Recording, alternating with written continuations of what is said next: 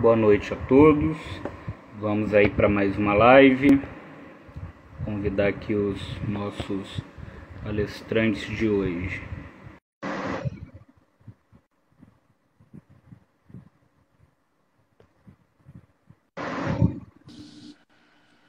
Boa noite, doutora. Boa noite, está me ouvindo bem? Sim, ouvindo bem. Vou convidar aqui o professor Luiz Ramiro.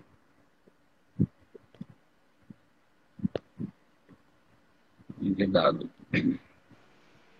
Olá. Olá, Boa João. noite, tudo bom? Tudo bem? Olá, Solange, tudo bem? Tudo bom? Tudo bem, obrigado. Como vocês Então, estão? tudo bem, graças a Deus. Que bom. Eu vou então passar aqui a dinâmica Sim. da nossa live.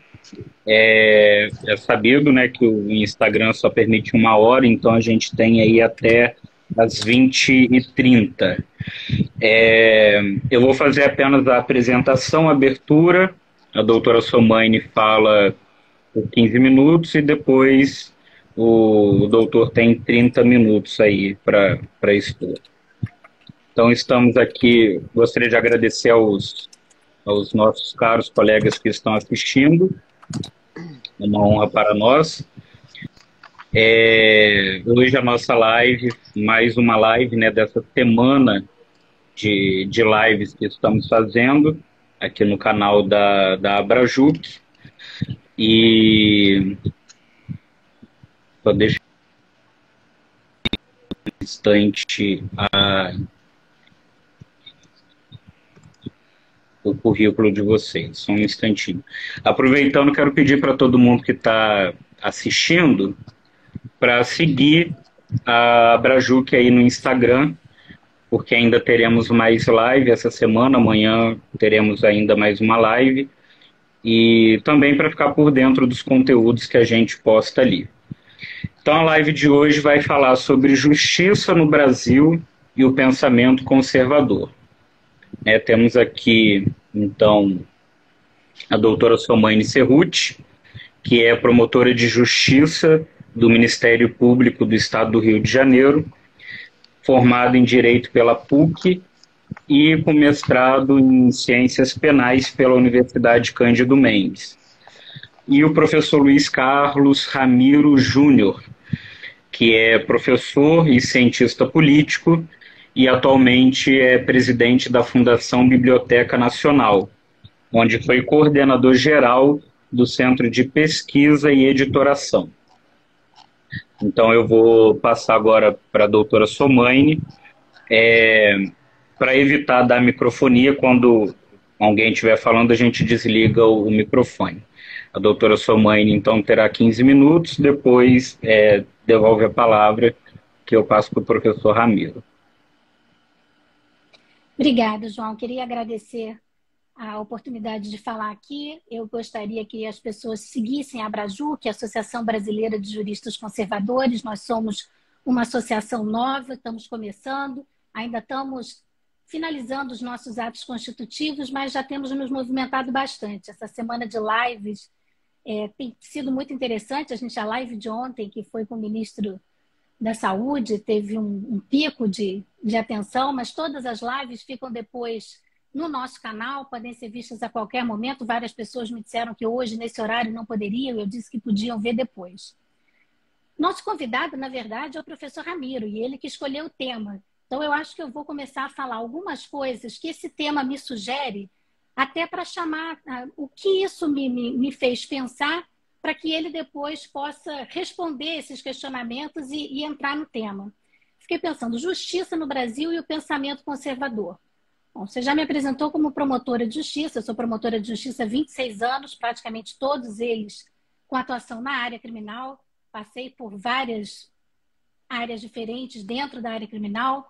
Já fui titular do júri, fui titular de vara criminal, fui titular de investigação penal especializada. Atualmente eu estou no GCRIM.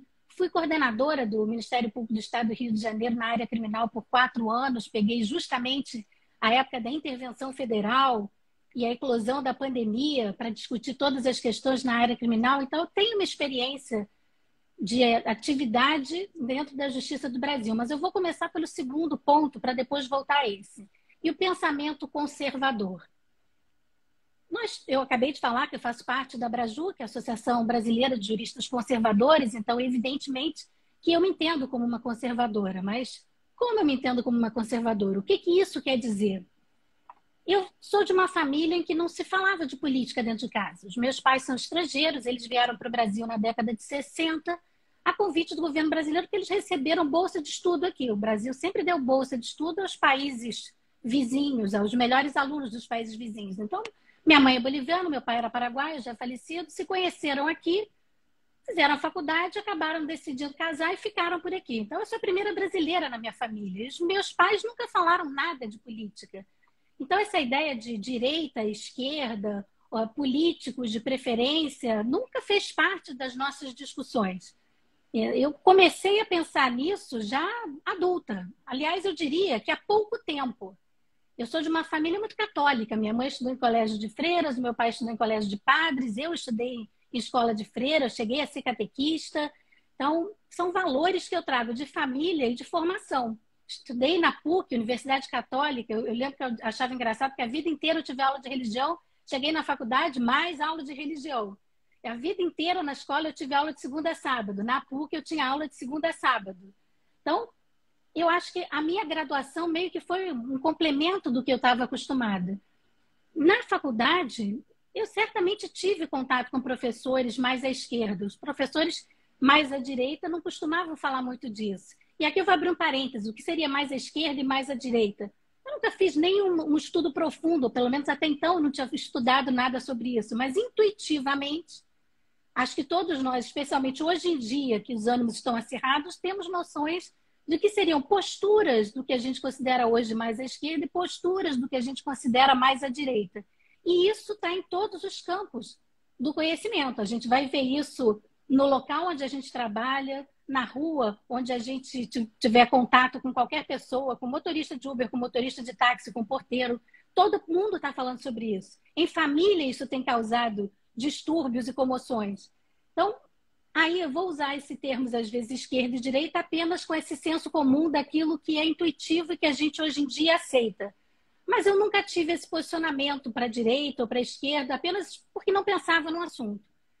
Na faculdade eu tive aulas de professores que tinham posturas mais esquerdas, eu ouvia, eu lia todos os livros recomendados, sempre fui boa aluna, lia tudo, fazia todos os trabalhos, mas aquilo talvez não tenha me influenciado tanto, eu acredito que por valores cristãos que eu sempre tive e sempre comunguei. Eu acho que isso talvez tenha me defendido um pouco do que eu acho que são valores que hoje a gente considera mais à esquerda e que eu considero perniciosos para a vida em sociedade, tal como eu gostaria que ela permanecesse.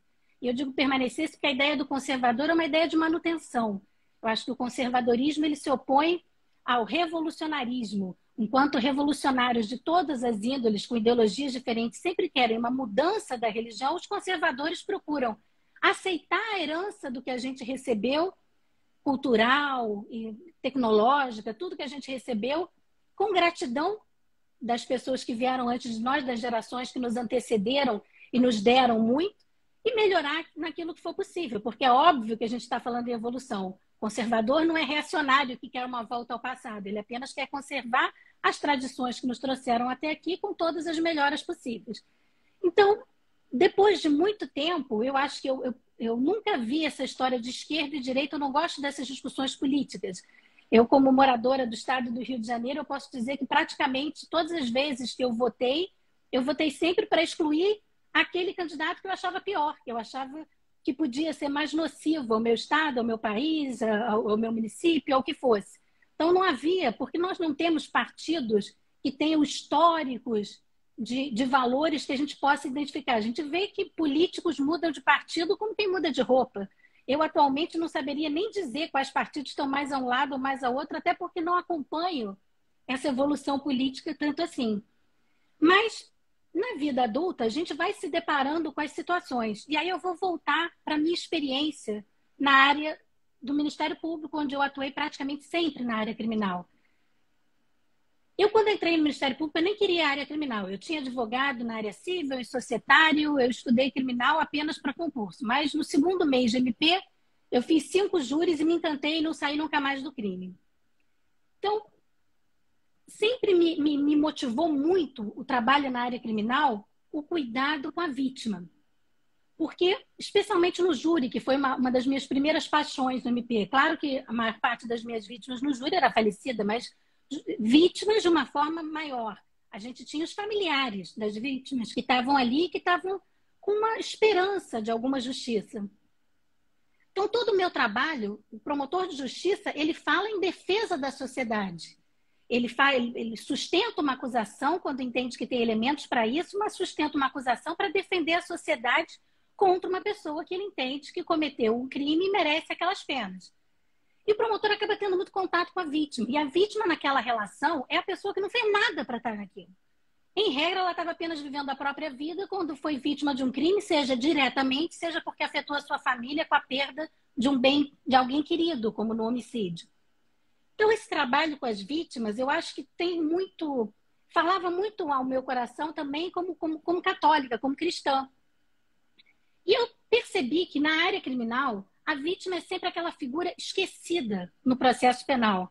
A vítima ficou sendo aquela figura que vem apenas prestar um depoimento, auxiliar na elucidação. Tem manuais de direito penal que chegam a dizer que o direito penal nada deve à vítima, que a vítima tem que procurar os seus direitos na área civil, ainda que seja um percalço que dura anos. E embora a gente tenha previsão que a vítima deve encontrar no direito penal pelo menos um valor mínimo para ressarcir os males que sofreu. Então, a vítima deveria ter mais atuação na área criminal. Eu procurei sempre pautar a minha atuação com a atuação de maior cuidado possível à vítima, porque eu, como funcionária pública, estou prestando um serviço. E esse serviço tem que bem atender a sociedade. E, diretamente, quem está precisando dele ali é a vítima.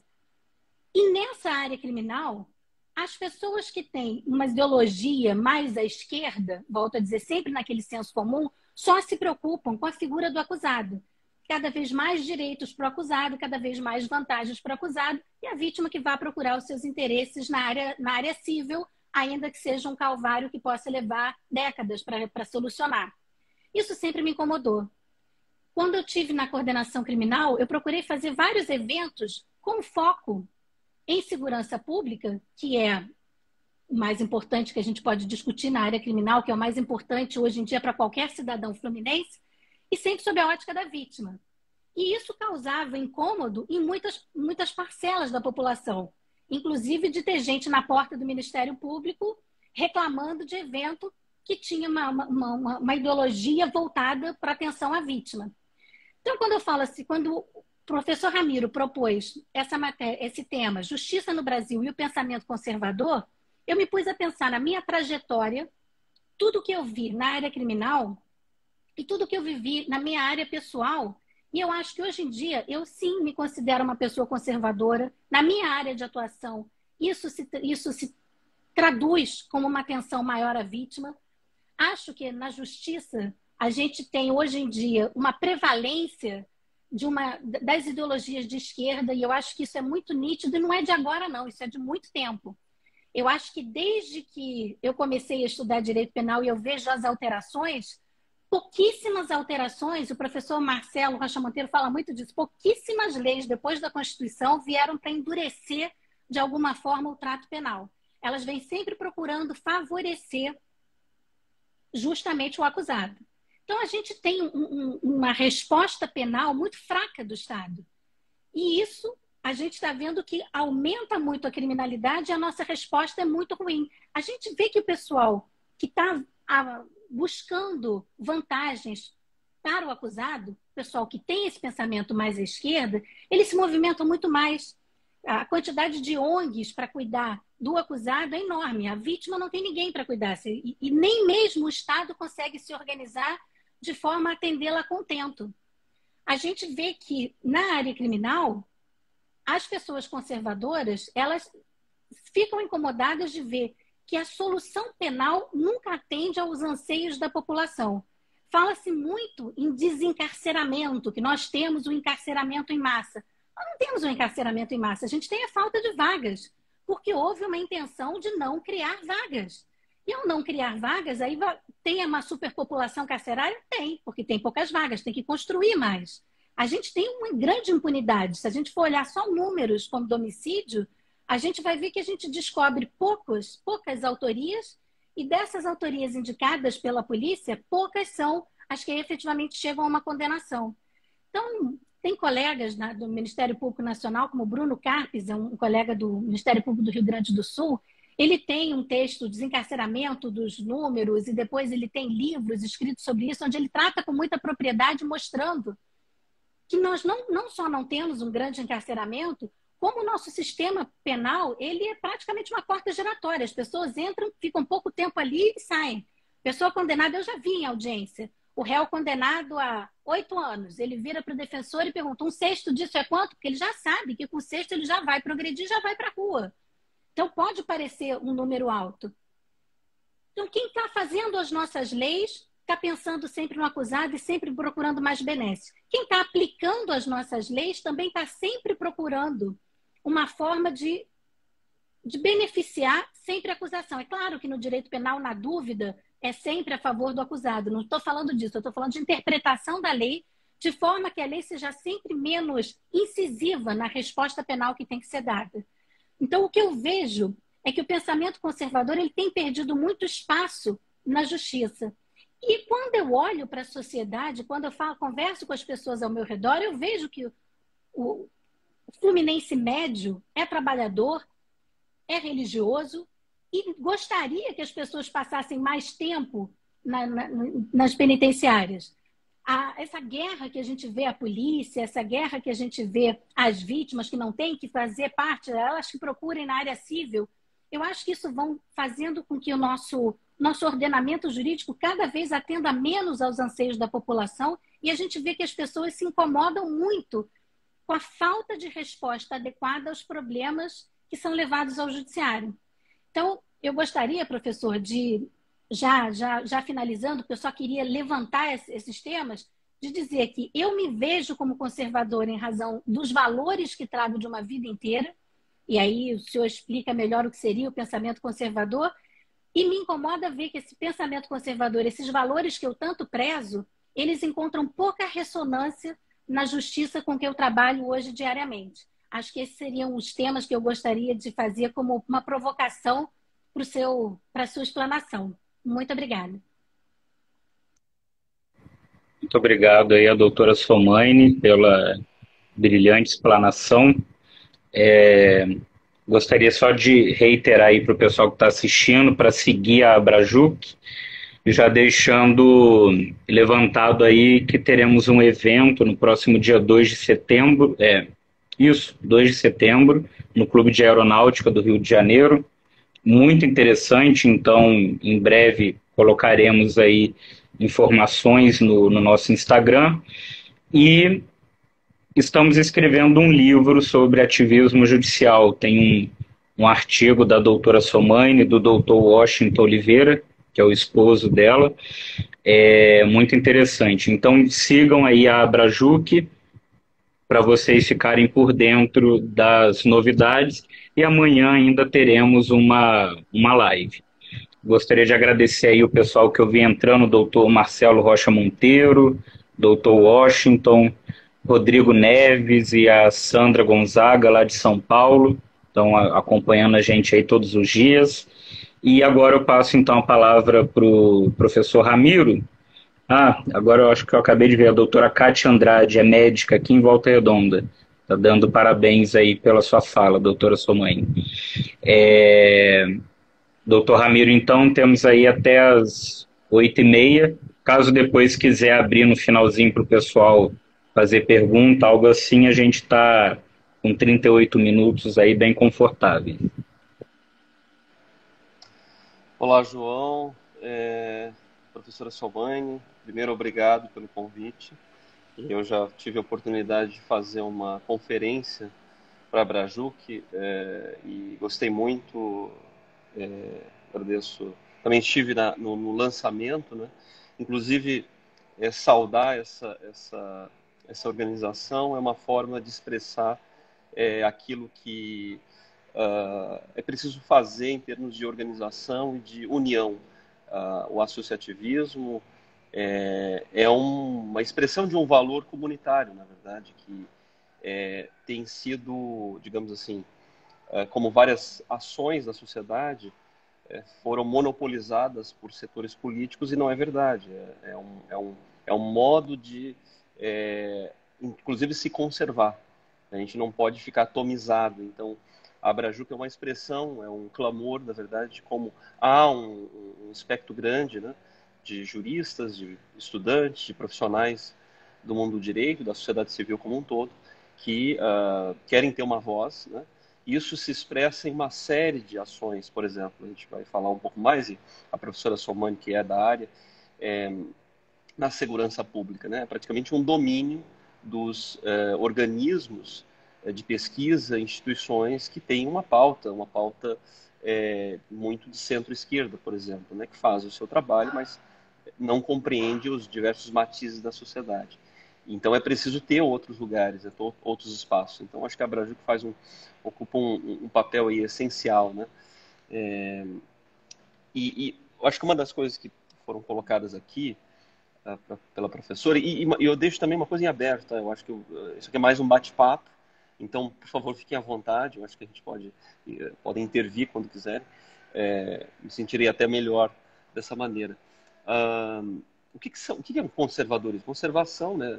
Tem um elemento de conservação da sociedade, quase uma atividade natural, uma expressão natural da vida humana. Em termos políticos, é uma das ideologias, uma das famílias ideológicas mais importantes. Na verdade, ela é uma expressão do próprio movimento revolucionário moderno, né? Então, uma maneira de controlar o processo revolucionário. É isso que se expressou já com as revoluções no final do século XVIII e início do século XX. Então, conservar algo para que não se perca a essência, né, os valores essenciais. E quais são esses valores essenciais? Religião, família, defesa, Estado, a vida comunitária, a vida no município, uma consciência histórica, uma noção do que significa o direito penal, né? Qual é a separação entre proteção de vítima e punição, né? Toda essa consciência está expressa nessa ideia conservadora. Agora, quando você diz o seguinte, a gente fala conservar por si só, você pode pensar, conservar qualquer coisa, né? Então tem um caráter quase que camaleônico nessa noção do que é conservar. Então é preciso entender, para a gente dizer o seguinte, eu quero conservar isso ou aquilo, o que caracteriza uma sociedade, o que caracteriza, no nosso caso, a sociedade brasileira, né? O que caracteriza a sociedade brasileira, quais são os valores que a marcam.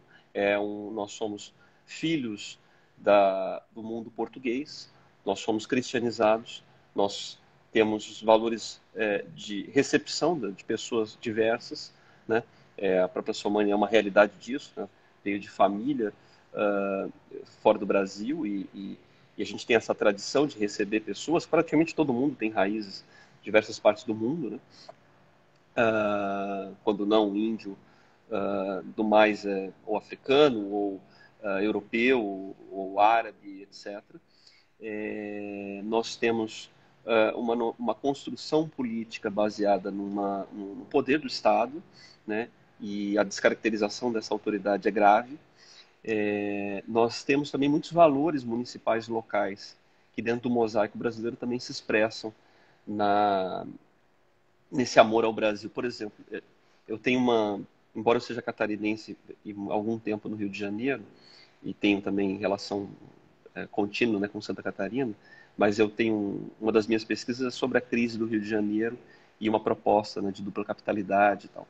E aí quando eu sempre trago isso, às vezes as pessoas entram num bairrismo que não é legal, porque eu digo sempre que o Rio de Janeiro é o único lugar sem patriotismo localista, né?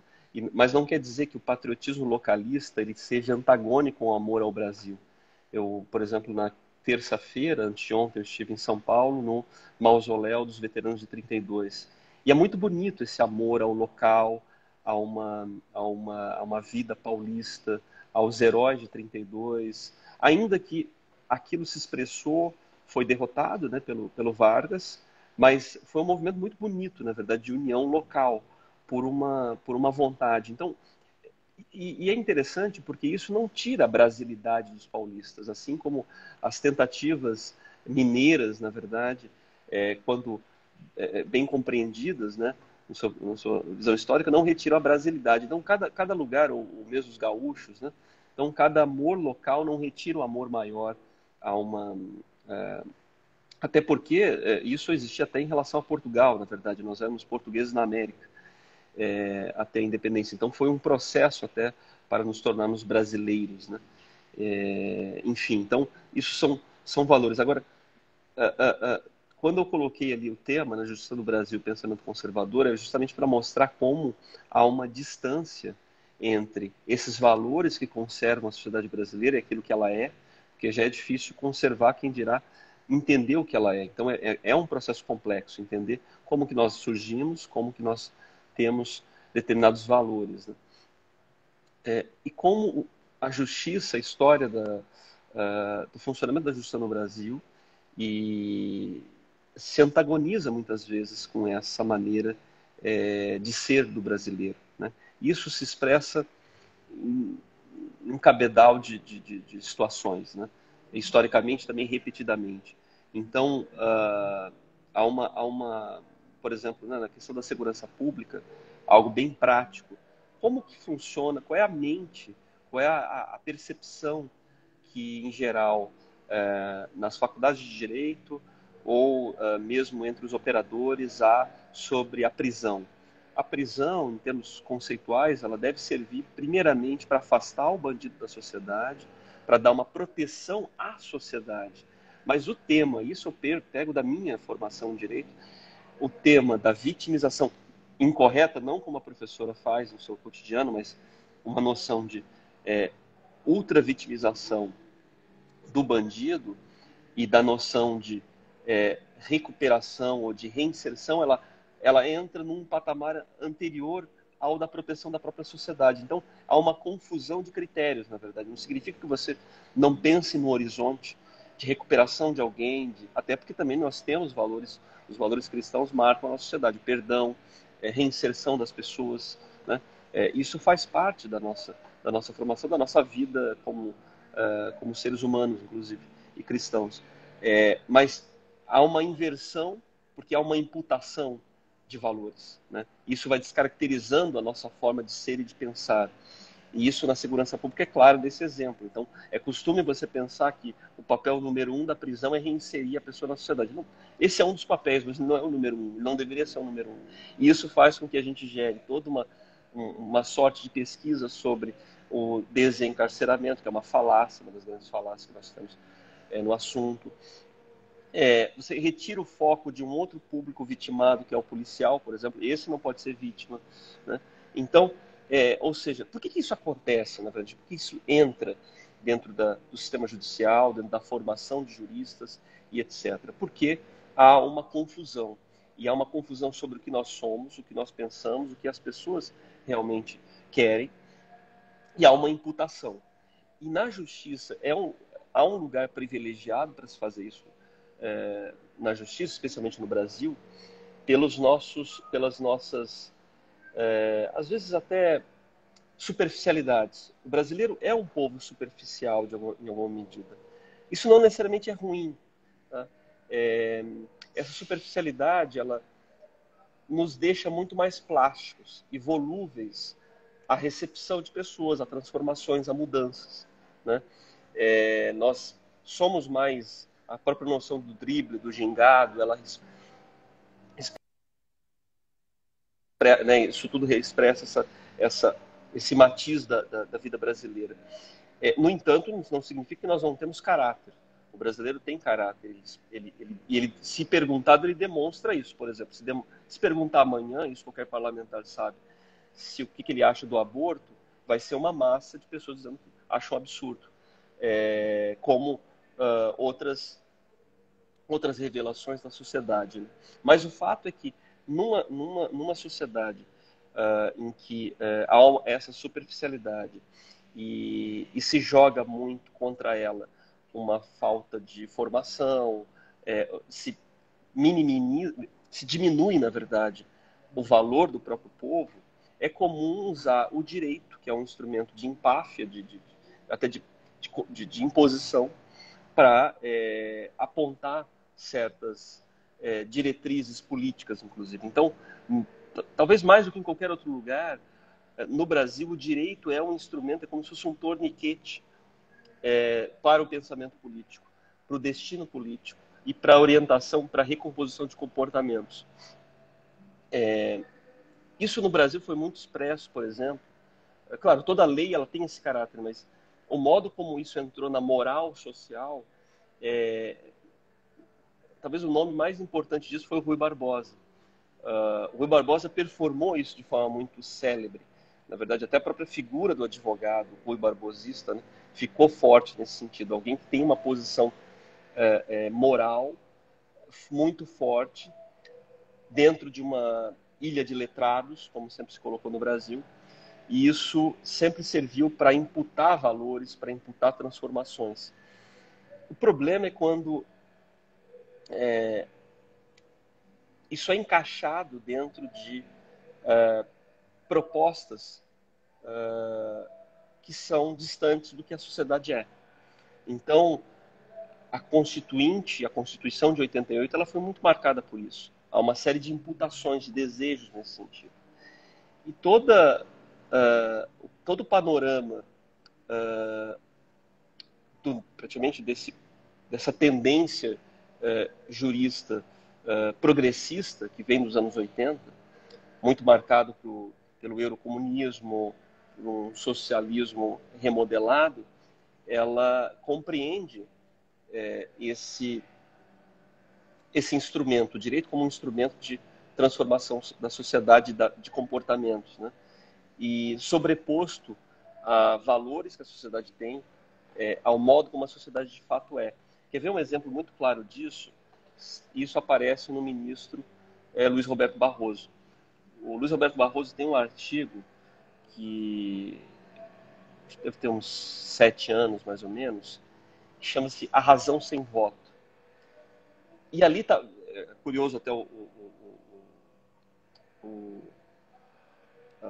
ele dizer isso, porque é um modo de colocar que o direito tem um lugar de imputação da sociedade, né? Ele marca a sociedade, ele transforma a sociedade, mesmo sem a moral, por exemplo, do voto. Então, os juristas têm essa capacidade, e ele coloca isso. Então, mesmo sem voto, por exemplo, ele não era ainda ministro quando escreveu esse artigo, mas sempre pretendeu, há um apontamento de que há uma moral dos ministros, por exemplo, da Suprema Corte, para transformação da sociedade, ainda que não tenha voto, né? O próprio título diz isso, A Razão Sem Voto. Eu recomendo muito essa leitura, porque ela é muito esclarecedora desse caráter. E esse artigo, ele revela exatamente isso que eu mencionei antes, o Rui Barbosismo, né? Porque o Rui Barbosa tinha essa índole também, como se o direito fosse um torniquete que ele transformasse, ele moldasse mesmo uma sociedade tão engessada em certos valores, né? Aí a questão é se nós, de fato, percebemos que esses valores estão errados, ou seja, esses valores são antagônicos à nossa sociedade. Então, isso que é o que mais me choca, né? O que é mais flagrante nesse sentido, dessa tentativa, né, de se utilizar o direito para a transformação da sociedade, não para reconhecê-la e para preservá-la e para protegê-la, acontece na segurança pública. Para mim, eu acho que é um dos lugares mais claros. Claro que dentro da história política isso também é percebido, né? E ao longo do tempo se viu, em vários sentidos, né, certos erros nesse caminho. Mas na segurança pública é onde aparece de forma mais flagrante, a meu ver, essa incompatibilidade entre aquilo que a sociedade ou está no seu âmago, está dentro dos seus valores, e aquilo que uh, as índoles políticas, ou melhor dizendo, jurídicas, travestidas, né, que travessam, né, que usam a roupagem jurídica, né, a linha mestra jurídica para expressar, na verdade, valores políticos. Né. Inclusive, é um campo muito necessário de estudos no Brasil, como há uma política, na verdade, por trás do funcionamento das cortes, por trás da ação dos ministros, né, que é muito, de fato, se outrora se dizia, né, muito da mídia como um quarto poder, a justiça ela não tem nada de neutro, né, ela tem o funcionamento do judiciário, digamos assim, é profundamente político. Então, o que nos espanta, o que nos move, na verdade, é pensar como há esse distanciamento, esse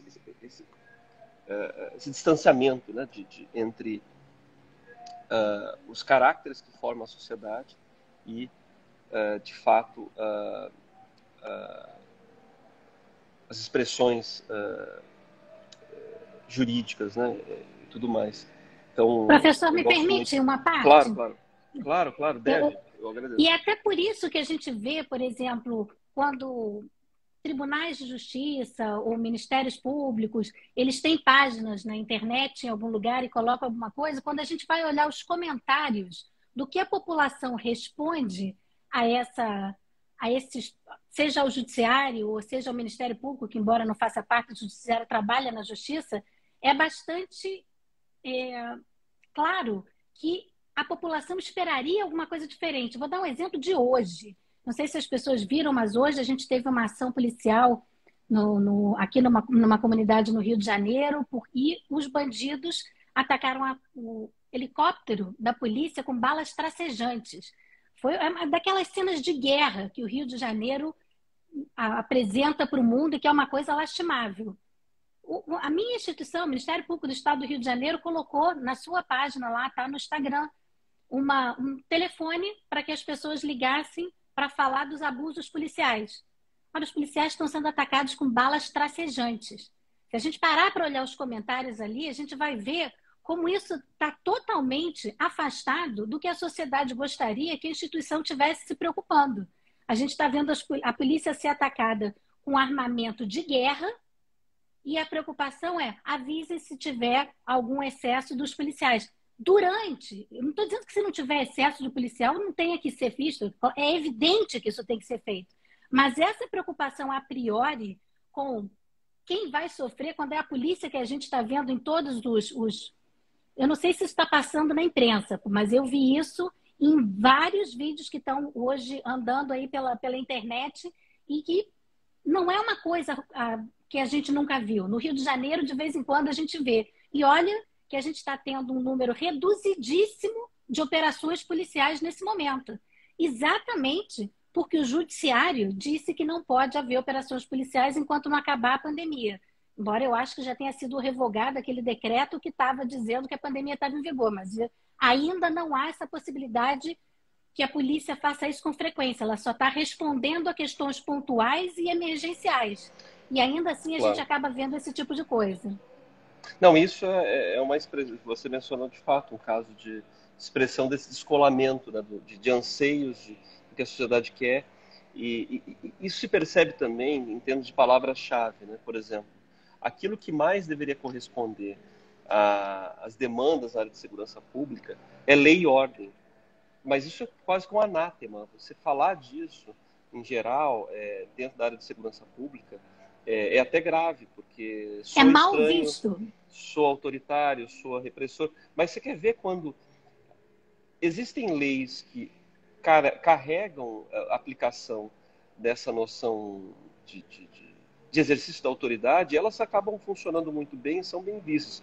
Eu lembro até de períodos de faculdade, né? O professor utilizar o exemplo da lei seca, que no caso do Rio de Janeiro, pela sua geografia, ele funciona. E se você pensar, você pode dizer assim, é uma aplicação de lei autoritária, porque ela funciona porque ela tem uma autoridade sendo exercida, tanto que no início era comum que artistas, autoridades, não passavam, e passavam no jornal, fulano tentou dar carteirada e não conseguiu. E aquilo era bom, e é bom, na verdade.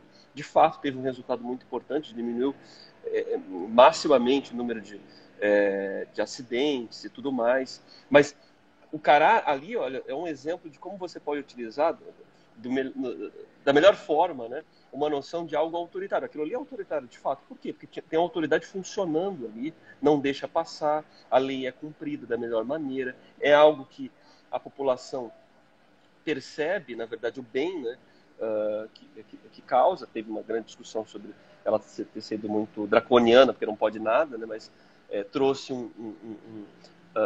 um bem, mas é só para dar um exemplo, na verdade, de como, apesar da dificuldade de a gente utilizar a expressão da necessidade da autoridade, né, porque ela é muito vilipendiada, ela é muito arrasada, e o caso do Rio de Janeiro é um caso até mais grave, na verdade, porque é uma deterioração da perspectiva de autoridade, né? Todo o Estado moderno, ele não tem uma construção perfeita de autoridade, porque é sempre uma busca, né? Você sempre tem um espaço ali a ser ocupado, você sempre tem transgressões àquela autoridade, àquela lei. Mas é sempre uma busca a se constituir. O caso do Rio de Janeiro é mais grave porque, na verdade, essa esperança, essa expectativa, ela é praticamente natimorta. Não se acredita na recomposição desse Estado, na verdade, porque o domínio é tão grande, né, que os profissionais, quem trabalha no sistema, está prostrado, na verdade, não acredita que isso seja possível dentro dessa sistemática. Até não sabia, e foi muito oportuno até o João, quando apresentou a professora, falou, né, da sua atuação no período da intervenção federal, que variavelmente situações extravagantes são necessárias, ou até que uma recomposição política para reorganizar o Estado sejam necessárias, né? Então, Professor, assim, claro. professor, eu gostaria de fazer um gancho na fala da doutora Somaine. A editora EDA publicou um livro no ano passado, que é uma coletânea de artigos chamado Guerra à Polícia. Então, é um livro que trata especificamente do ativismo judicial em consonância com a bandidolatria que vem ganhando escopo aí nas universidades, nos cursos de direito, né? E ganhou aí um vulto maior diante dessa DPF que foi julgada pelo Supremo, que proibiu as operações policiais nas comunidades do Rio de Janeiro, nas favelas do Rio de Janeiro, inclusive proibindo o uso de helicóptero, né? Isso mostra que a atual configuração do nosso Supremo Tribunal Federal é totalmente descolada da realidade, conforme a doutora Somaine falou. Por quê?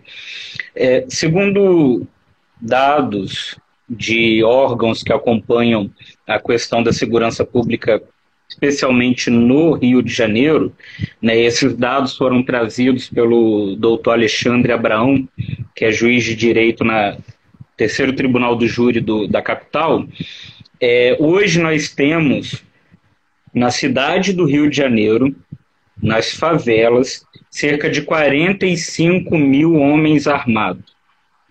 Isso seria basicamente o dobro do exército, do efetivo do exército da Alemanha. Isso seria quase 5 vezes o efetivo do exército de Portugal. Então hoje a gente tem um exército fortemente armado, e a Polícia Federal, isso daí está em todas as mídias, jornais. A Polícia Federal já descobriu que há estrangeiros, angolanos, venezuelanos dentro dessas comunidades, e o STF vai e proíbe a polícia de subir nessas comunidades para essas operações, né? Nessa toada, e a mídia, todo o nosso conglomerado midiático, fazendo a glamorização do crime e soterrando as nossas forças policiais. Então, A questão, principalmente aqui do nosso Rio de Janeiro, é muito grave. Então, eu recomendo a leitura aí de quem está assistindo desse livro Guerra à Polícia, da editora EDA. É um livro esclarecedor. São vários profissionais do direito trazendo à tona essa, todos esses dados e tudo isso que a gente não vê passando na mídia, tudo isso que a gente não vê sendo dito pelos ministros do Supremo. Então era isso daí. Então, eu queria deixar uma coisa mais clara, que é o seguinte. Quando eu mencionei, né, sobre essa superficialidade do brasileiro, eu tentei destacar o lado positivo disso, né? E eu lembro de algo que foi discutido na Biblioteca Nacional antes, no final de junho, né, nós realizamos um seminário com uma comitiva portuguesa sobre o bicentenário. Infelizmente, por causa do silêncio do Defesa Eleitoral, todas as nossas ações anteriores, como tinha uma marca de governo, tiveram que ser ocultadas, né, até o fim do Defesa Eleitoral, mas isso depois vai estar disposta novamente na nossa página, no nosso canal do YouTube, né, da Biblioteca Nacional.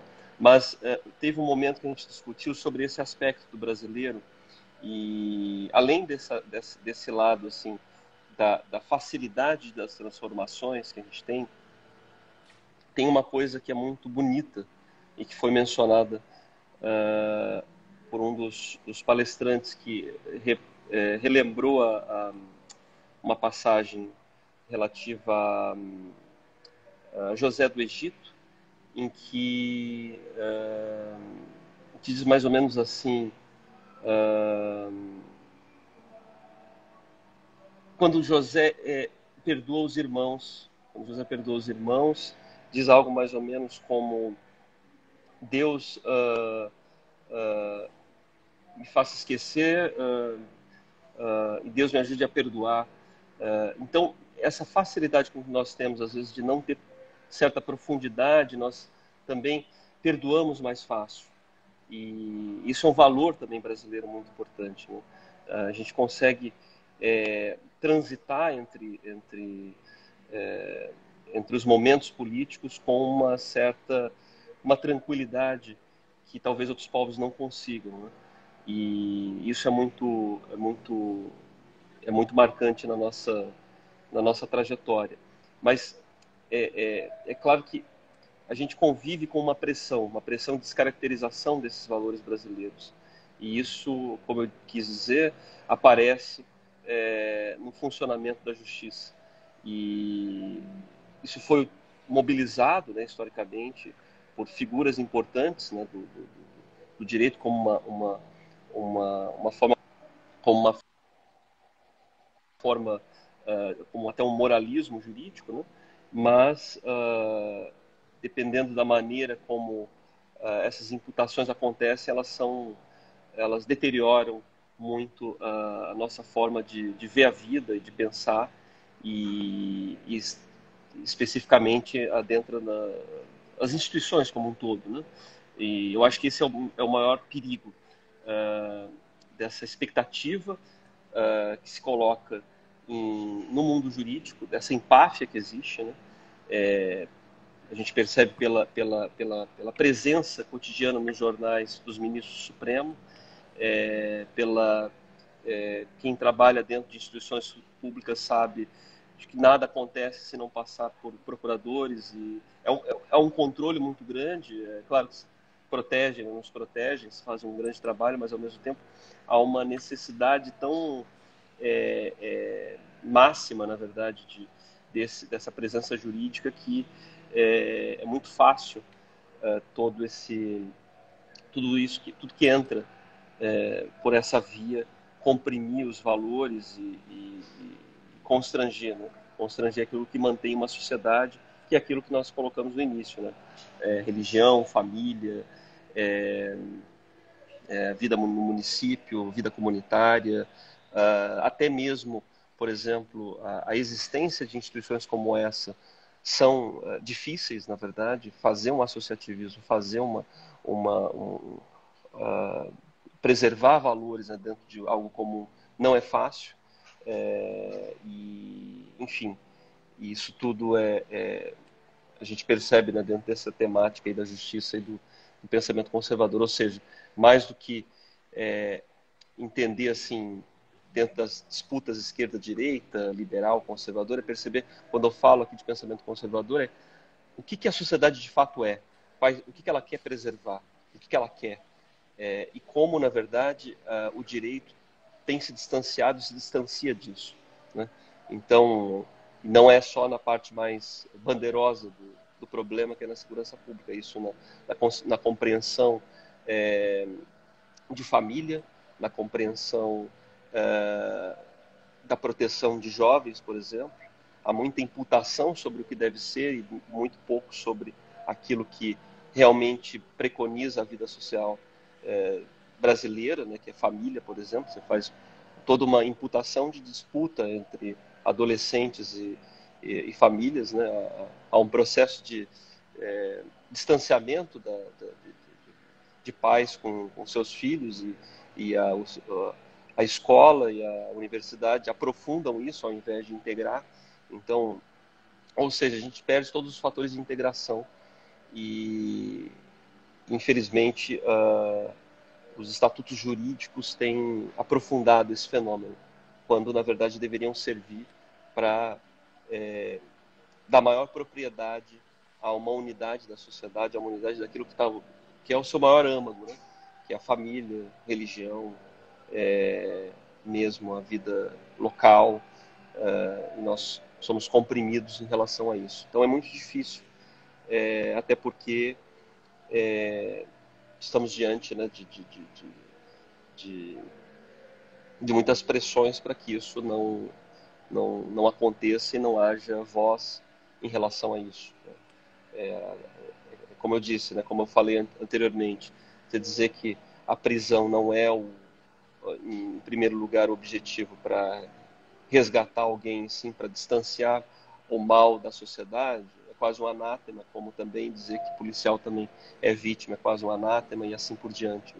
Então, não é fácil o caminho e, enfim, estamos quase no final, mas eu preciso agradecer e estou sempre à disposição e dizer que esse tipo de discussão é muito importante para que a gente possa estudar mais e perceber mais os problemas e identificar, na verdade, a confusão que nós vivemos, o modo como nós não conhecemos verdadeiramente o Brasil, o brasileiro, e como se tenta dizer o que as coisas são sem, ou na verdade, determinar leis e regras distantes daquilo que a sociedade é e que a sociedade quer, né? Somani, você queria falar?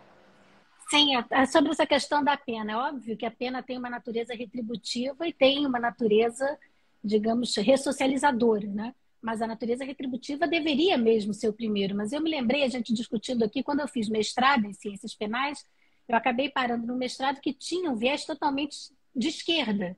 Eu não tinha, idiotamente, eu que não notei, porque eu vi que era a área criminal, que é a área que eu gosto. E um dos temas que mais era colocado é dizer que a prisão não funciona, temos que acabar com a prisão.